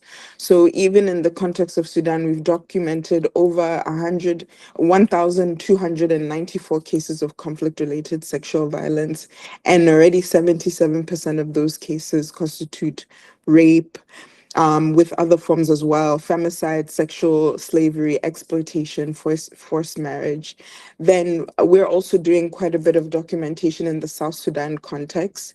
Already, at least 2 women per day face sexual violence in Western El Bar Ghazal daily. So this is a daily occurrence. So we've really prioritized, first of all, documentation as a form of preserving truth, and basically creating an archive. So that when we're able to actually pursue justice, then the archive is there, and as a form of record. But also, what's been important is feeding the documentation efforts into tangible strategic impact litigation work. So, and that is something that civil society organizations can prioritize. Already, a lot of panelists on the call have talked about not necessarily targeting the perpetrator, but targeting the state. And these are there are examples of this being done. So, for example, Equality Now and the Association de Femmes Avocates Defenders de Droits Humains, and the IHRDA, they all teamed up together as civil society organizations at the African Commission against the DRC, and were able to successfully get orders for reparations, and also a declaration that the DRC was to be held accountable for the widespread sexual violence that its military forces perpetrated in 2011. And in the judgment, it also recognizes that the government needs to compensate survivors of rape and provide free and adequate medical and psychosocial, psychological care. And that's not the only example we have. We also have the Forum Against Harmful Practices, and an organization we're working with called Purposeful, and they were able to get an order for reparations for Sierra Leone's failure to not criminalize FGM. So these are maybe tangible ways in which we can hold the state accountable in terms of at least getting some order in relation to reparations. And just to quickly note that then it's not necessarily just about the financial aspect, but as some of these judgments talk about the medical aspect, the psychological aspect as well. So that could be an inroad. And maybe the last point that I'll make is the opportunity that civil society has for awareness raising and putting pressure on the state to provide a holistic form of reparations, and also educating survivors about what their options are in relation to reparations. Margaret already said it in terms of really advocating for the different types of reparations that are available, and maybe also targeting peak times that we might be able to trigger state response, whether it might be during the election cycle, for example. That might be useful, as we see in the case of the Gambia, for example. The government has started paying out reparations for survivors of sexual violence from the Jammeh regime. And some of the criticisms were that they only did that because the election cycle is coming up, though they had already paid half. But maybe, even if that is the case, that might be a strategic way of leveraging the opportunities that we have for states to pay reparations. So briefly, that's what I wanted to mention. And maybe before you go off, you could also help, because of the work that you have done, and we've had some of the examples and your emphasis on documentation, and we've been seeing the work of documentation and how it's supporting survivors and victims and their cost to reparations.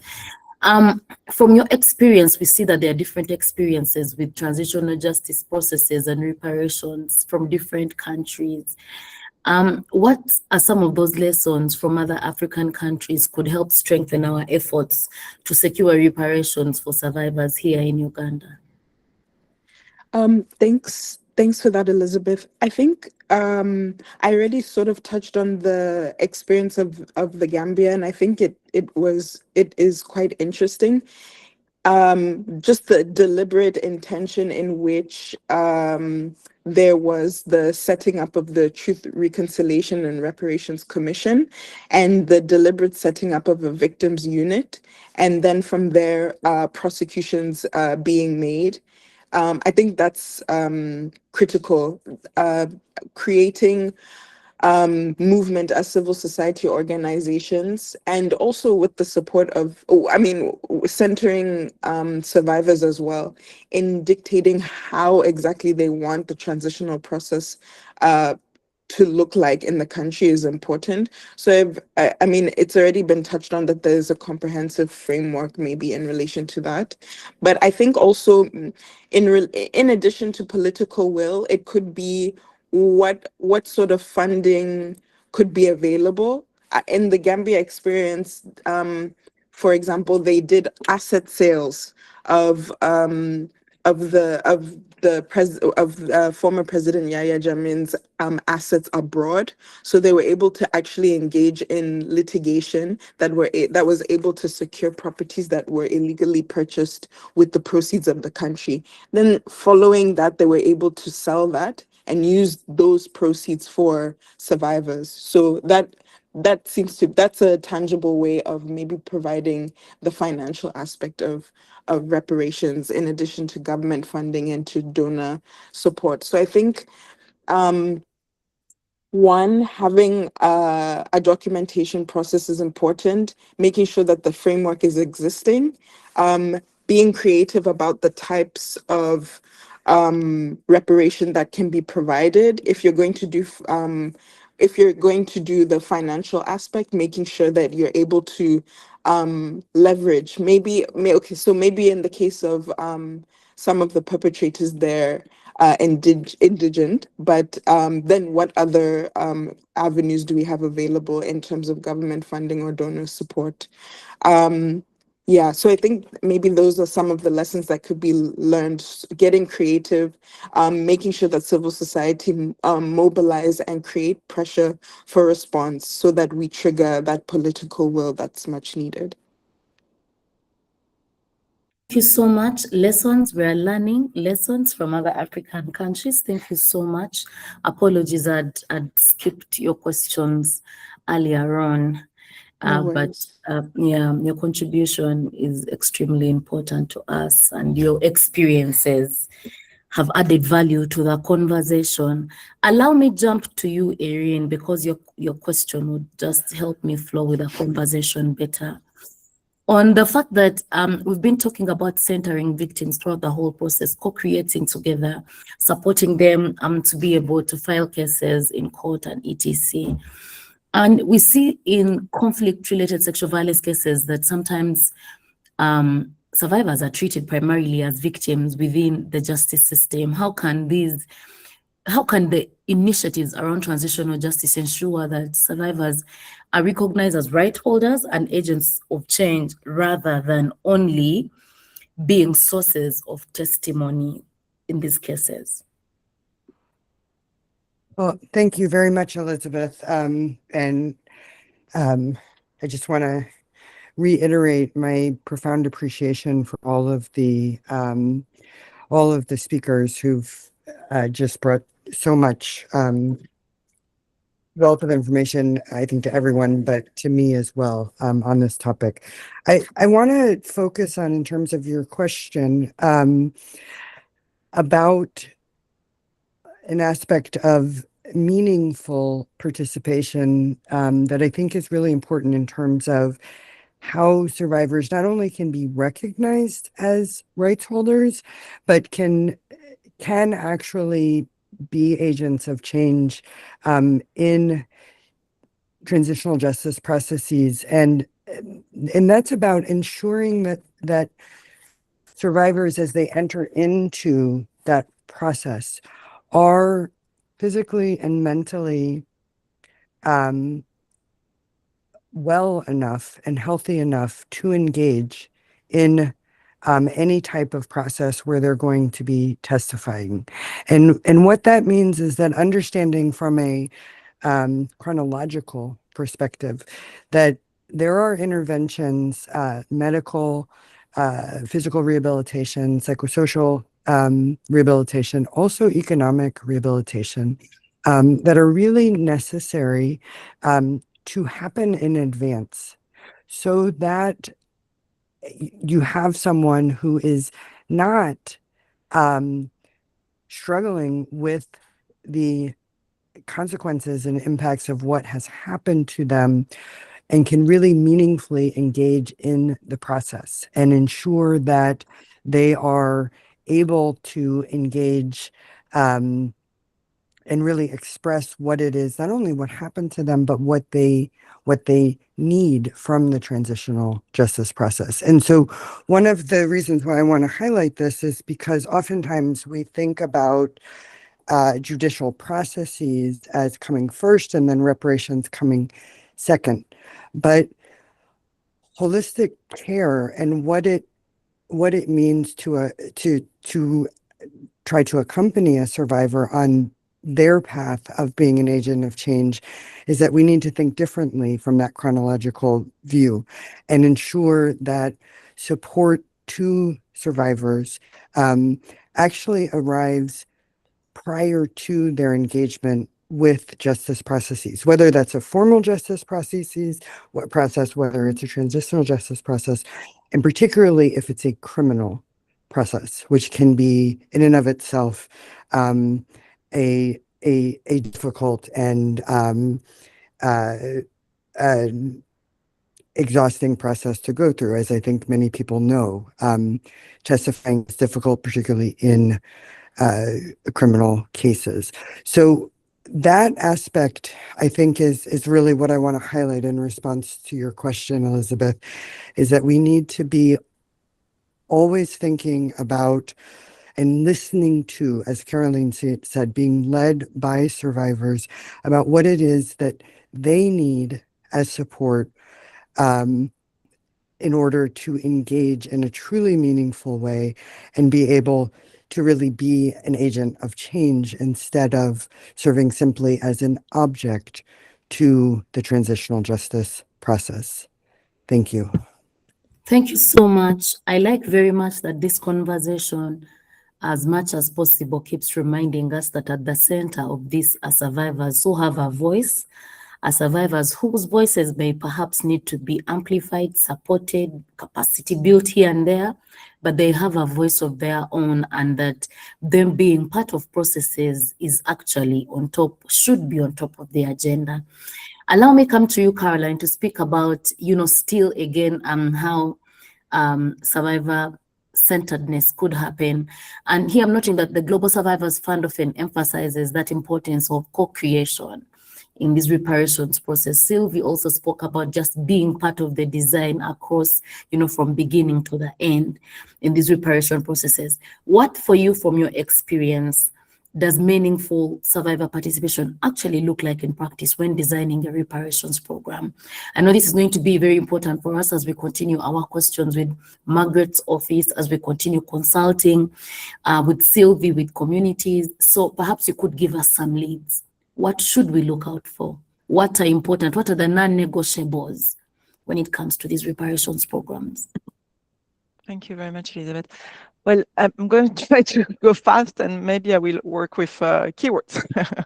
So I think we mentioned survivors as experts. I think the term right holders is very important as well. At GSF, as you know, we are trying to use co-creation. So that's what we call co-creation. It's really pushing the participatory methodology and maximize it as much as we can. And that means that it involves identifying the problems and coming up with solution but with survivors rather than on behalf of. So I think the choice of words here is very important. And as Erin mentioned before, the process is extremely important. And if we put survivors, if we recognize not only the expertise, but their rights, and they are truly put at the center and they're truly the one leading, then the process of co-creation becomes reparative. And I think this is really, really extremely important to underline. So it's about the voice being heard, being respected, being acted upon, because it's one thing to give the floor. We are not here to speak and speak and speak for many more years. And in that, I really very much agree with what Lino said before. What are we waiting for? If all the conditions are met, they are here, we are here all together. What are we waiting for? I think we need to take the next step. Talking is not enough. And listening to the voice of survivors is not enough. They need to be given the means to actually act upon that. So very quickly, just some pointers, I think, from our experience when we talk about co-creation, it's about fostering the conditions that will enable survivors to actively engage. And what are the most important aspects that we have learned from in our experiences? You need to ensure a secure and a supportive environment.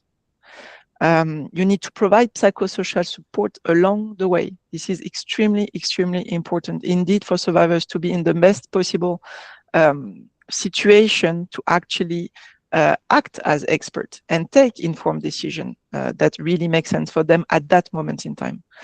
You need to ensure the presence of trusted and adequate professionals, again, with the sensitivity, with the expertise to act in a survivor-centered, trauma-responsive, gender-responsive, age-responsive manner.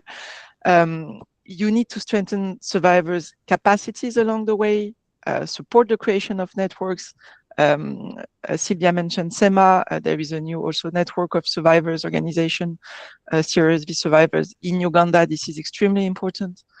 You need to implement confidentiality and security measures. And that goes back to the secure and the safe space for survivors to actually be able to be at the center of everything. And to a certain extent, indeed, you need to put in place positive discrimination. And that's to enable the participation of survivors, and due to their personal circumstances, for instance, some are more vulnerable, some are faced a greater limitation to actively get engaged, and that could be geographical restriction, for instance, or it could be economic restrictions. So to a certain extent, yes, you need to put in place positive discrimination to make sure you're actually involving everyone. Now, another very important thing I would say is co-creation with survivors is key. Involving civil society, which has built a trusting relationship with survivors, is also key. And it's not only a moral obligation from states, it's an operational necessity, because only by putting in place such kind of methodologies, reparation will be feasible, but also effective. So the legal and the policy framework that we talked about earlier, which pertain to reparation, they should explicitly recognize the principle of co-creation. And in fact, conversely, we have seen in other countries, including on the African continent, where survivors have not been included, reparation processes have been weakened. And maybe two additional elements. When we talk about co-creation, we shouldn't forget the specific needs of children and other groups of survivors, which come with specific needs, have been impacted in very specific ways, and they have their own voice that needs to be listened to and included. And maybe the last element I would like to mention, when we talk about co-creation, we are talking about all of us walking, being led by survivors, accompanying survivors, listening to survivors in a way, indeed, that is not re-triggering any trauma, damage, harm from survivors. This is extremely important. But that also means that people accompanying along the way also need to be taken care of. And this is what is not often talked about, because rightfully we put at the core, again, survivors and what they went through and this is the most important thing. But if we want to be able to work efficiently with survivors, we also need to take care about what is called vicarious trauma, this fatigue that actually takes place when you work a lot on very difficult topics, and survivors know it more than anyone else. So not only should we be very mindful to put survivors in the best possible situation, not re-trigger their trauma, but also accompany them with psychosocial support, so actually they are in the best possible position to lead. But also us, we should be in the best possible position to keep accompanying, learning, supporting, and I think this would open yet another topic and probably another conversation for hours, but I just wanted to put it there because I think it's important as well. Thank you. Thank you. I hear you on some of that we can do. And I wanted to link your conversation now to Margaret's question. Yeah, Margaret, picking from what Harold just said, survivors often say that, you know, recognition has not many times translated into those tangible redress.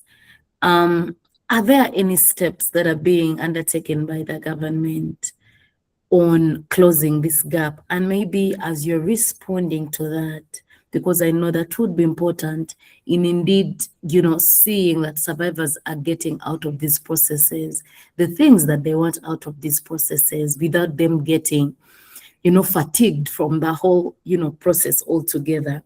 And maybe as you speak on how perhaps government is looking on closing that gap or what is already happening, you could speak on the fact that, okay, you could speak on how you also seeing the government ensure that reparations for survivors remain a national priority over the years, especially after active conflict ended in that region. All right. Thank you, Kemi, and really thank you, everyone. Like my colleagues have said, it's really been an enriching discussion with wealth of knowledge. And while I answer that, I will be referring back to what my colleagues on the panel have said. Number one, I'll refer to what Caroline mentioned about the aspect of recognition as a form of reparation. And I think she recommended that we need to go back to the survivors on exactly what recognition is. So in this context, in answering that question, what form of recognition are we talking about that the survivors are saying that is not enough? Because my perspective on what recognition is could be totally different from what the survivors might be saying, that is recognition. But also going back to my first point of the government acting on law and policy and maybe other directives. I think one of the earliest forms of recognition that the survivors of conflict-related sexual violence had was in the peace process, where that peace process actually was able to articulate the fact that women had been victims of sexual violence and the fact that they needed some form of reparations. For me, a formal recognition in a process of a peace process was probably one of the first ways of recognizing that women and girls were taken and subjected to different forms of violence.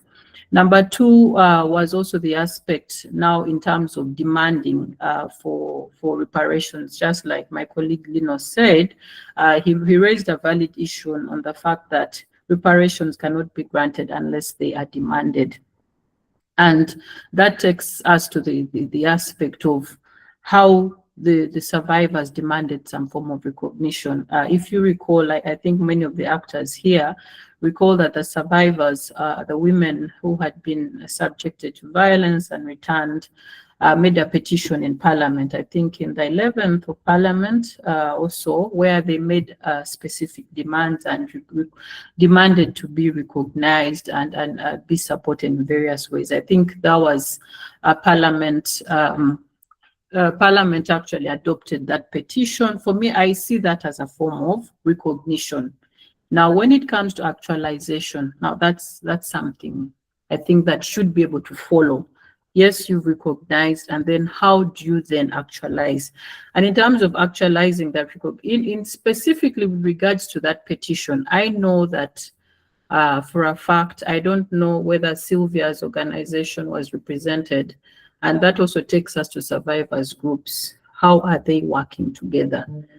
Is there a coordinated approach in that demand for reparations by the different survivor groups? I know that out of that petition, there was some directive and some funds that were given to Office of the Prime Minister to support these different survivor groups, because among the issues that they were demanding was aspects of socioeconomic support. So there have been steps that have been undertaken after the different forms of recognition. That's the way I'm saying this very carefully, because I would want us to speak on the survivors' perspective. What do they perceive as recognition? Is it through some kind of resolution, documentary resolution? For example, looking at what the Gambia is doing, some survivors have talked about their life history, and they believe that that's form of recognition enough. I really don't want to stretch that discussion, but still going back to the recommendation that Caroline made, that we need to go back to the survivors and victims and ask them what exactly is recognition and how best would you like this implemented. So in terms of that gap, I think I cannot ably be able to answer how that gap can be filled, except by saying we need a coordinated approach with survivors and survivor groups, because for me, that's one gap that I have found in my work. I have had to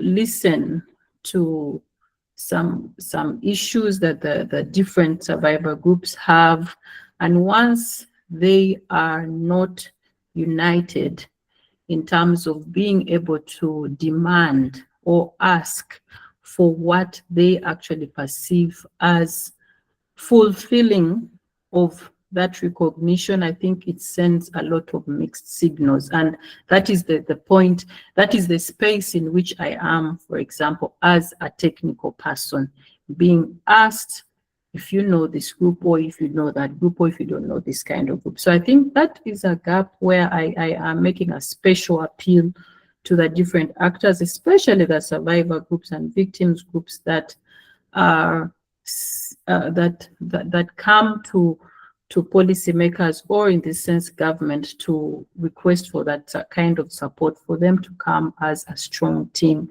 Because if they do not come as a strong team, we see duplication of efforts, and once they are duplicated or they are depleted, we do not see any kind of impact.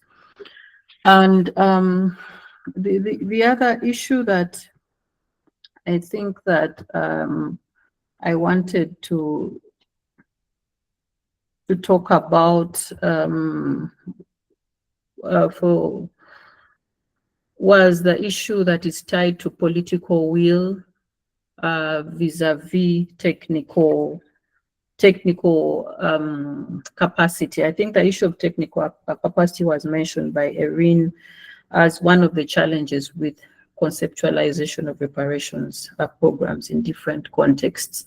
And I think that for me, I have seen as a challenge in the national space, whereas we have civil society actors that are armed in terms of capacity and knowledge. When you come to who the policymakers or who the implementers are, the aspect of conceptualization is quite limited, where it is probably housed in a small office like mine, who would say, okay, reparations, for example, can include an apology, while someone else who is a key policymaker is thinking reparations in this case is money, is compensation. So if it's compensation, that means this is so much for government. And that stretches the whole discussion, which will be perceived by those who should be receiving this kind of support as lack of political will. This is something that for me, I think is something that I will honestly tell you in this space that is something that stretches the discussion, where we have a disconnect in terms of what reparations really means for the victims and what reparations really means for what policymakers are thinking. And in any country you will go to, when it comes to reparations, for any policymaker, reparations is funding, is money. So that is where the biggest disconnect is in this kind of space, which I think we need to honestly navigate. And gets me also back to the whole issue about prioritization. Reparations is a mouthful. When I talk to my policymakers and say reparations includes apology, includes rehabilitation, includes socio-economic support, it includes this. It includes so much that anyone will say, okay, what is the cost for me to do all this? Vis-a-vis, what is the cost for me not rehabilitating victims? This is the kind of policy analysis we go to. What is the cost for you not being able to implement reparations, both on a monetary and a social scale? What is the cost? And then what is the benefit of you implementing it on a social scale or and on a financial scale? This is something that many times partners do not look at, because if I see on a social scale the impact of rehabilitating a victim or a survivor of sexual and gender-based violence, the social impact is a happier or a well-integrated, a harmonious community that maybe is not going to cost you so much. But what is the cost in the long run? That you're going to have someone having more children on whom there is some kind of vicarious trauma because the mother hasn't been healed, the children haven't been healed, and therefore you're going to get some kind of spiral or some kind of cycle of violence. So for me, I feel that there is a challenge in the sense that the victims rightly expect that action needs to be taken, but there is so much in discussing and thinking and conceiving what should this be. So can we get the priorities right? Can we at least get something done? And for to be honest with you, this is not what the government is not going to think about this. It is you, the policy, it's you who are on the ground that need to direct. It's just like with affirmative action for women. I know FIDA and the rest of you know that the Constitution talked about affirmative action for women, Article 33, 32, 34 for marginalized groups. Have we been able to conceive that women victims of CRSV are among the marginalized groups, and then we can be able to affirmatively push for them within a framework that is already established? So for me, I would put this back to you, because unless we are able to put it to the policymakers and tell them this is doable, I can assure you that we are going to spend so much time in debating on how costly this is going to be. And yet, like you have all rightly noted, that the victims cannot wait. They are going along the way. They are older. And we have dynamics now. You can no longer talk about children born out of sexual violence, because they are no longer children, they're adults. But because we need to have this concept right as children born of war, we go with those. So you find that their needs also keep on changing from, they're older, their needs are different. So I really will not belabor so much on this, but I having worked with civil society before and having worked with government now, I think it's a role that we cannot run away from and say this so-and-so has to do this. And I still insist that there is political will in as far as reparations is concerned, as long as we can package it within the legal and policy framework, and then be able to have our policymakers and and different organs to be able to act. Thank you. Thank you so much, Margaret. I particularly closed with you deliberately because I think it was important for you to emphasize the fact that there is indeed the willingness of the government to address this issue.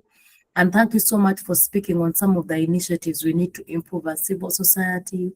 It's also coming out very strongly that survivors need to keep pushing for something to become a priority. We need to make the government see that the needs are there and that the people are still following up.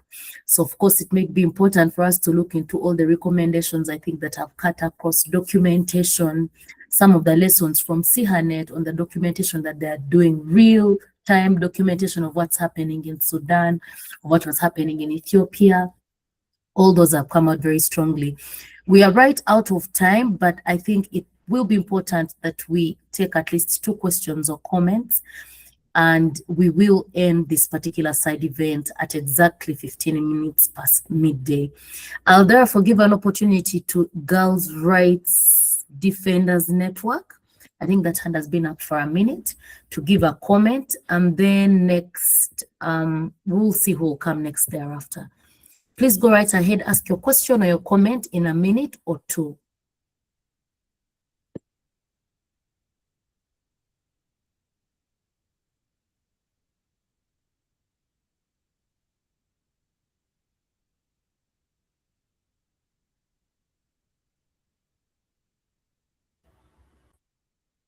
I see there's a hand from Girls' Rights Defenders Network. Kindly feel free to unmute.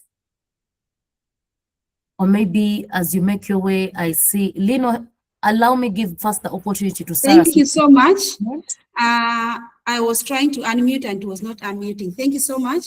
I'm called Sarah. I'm from South Sudan. I'm really very impressed because of the information that I got from these discussions. I have a question, not a comment. We here in South Sudan, especially the young girls, have difficulty in accessing some of the issues that you have just mentioned, especially the issue of reparations. I want to talk on behalf of the young women who are survivors of conflict-related sexual violence and they are HIV positive. We have been begging for the issues of medical reparations like provision of ARVs, but it has not been put as a priority in our Commission of Truth, Reconciliation and Healing. But we were lucky to have gone through a training by Justice for the Girls supported by CHA Network. So we learned that as survivors, we can still have a lot of lobbying to do to have those issues included in the transitional justice and the reparation process, which is at the initial stages. So what would you, as the reparation processes in Uganda, which are already advanced and you have already enjoyed at least a little dividends from reparations, how would you advise us who are still in the initial stages, and we also want to live in dignity as young women living with HIV as a result of conflict-related sexual violence in South Sudan? Thank you. Thank you so much, Sarah from South Sudan. Sarah Kika, your hand was up. If you could speak next. Lino, allow me give first the opportunity to Sarah since you made a comment in the first round of the questions. And then if we still have a minute, you will take it up. Sarah, kindly feel free to unmute.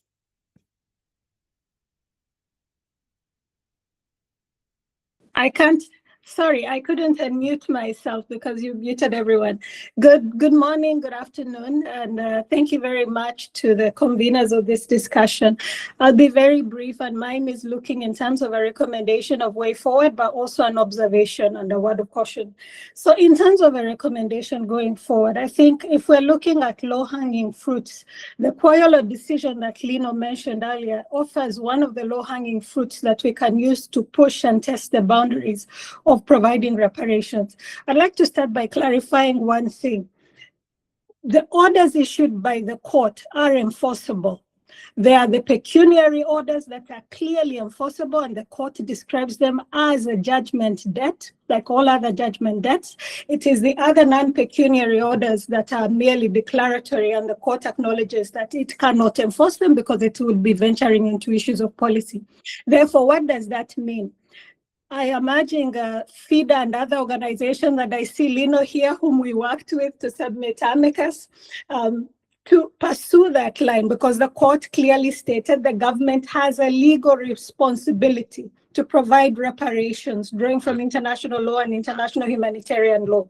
So if the International Crimes Division does not take meaningful steps to implement that award, and if at all, I'm not sure about the status of the appeal by the Attorney General, we could begin by identifying some of these victims. Let's say there are different categories of victims in that award, but victims of sexual violence, identify those who are clearly identified as victims of Koelo, and pursue civil remedies of enforcement of that judgment. I was having a side discussion with Susan about this, but I believe that at least if we're talking about tangible outcomes for victims rather than talking about what can be done, this is one step that can try to move this needle forward and build the foundation for the other processes. So that's my recommendation. And I believe Lino has the decision. We can share that decision, but it really offers opportunity to take this discussion further into tangible steps for victims. Then the other is a word of caution.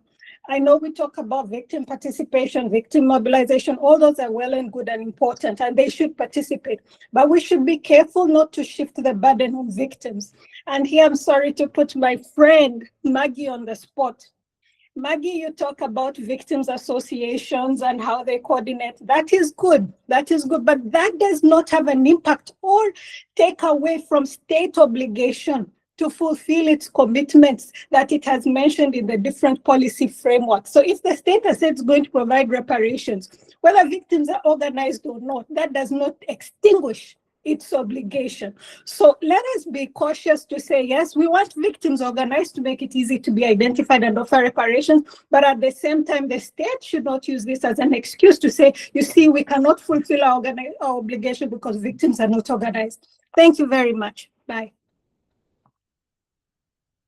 Thank you so much, Sarah. You close us off on a good note of not laying a heavy burden on survivors of victims for them to ensure that reparations is a reality for them.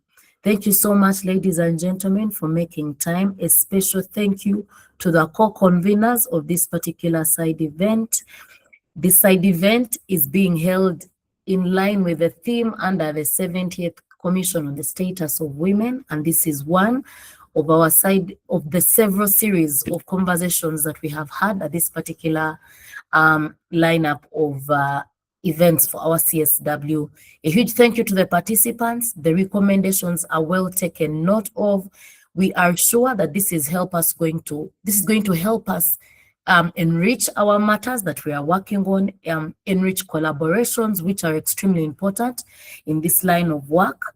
And thank you so much to our speakers. Have a great day for those that are in Uganda, and if you're anywhere else, good morning or good evening.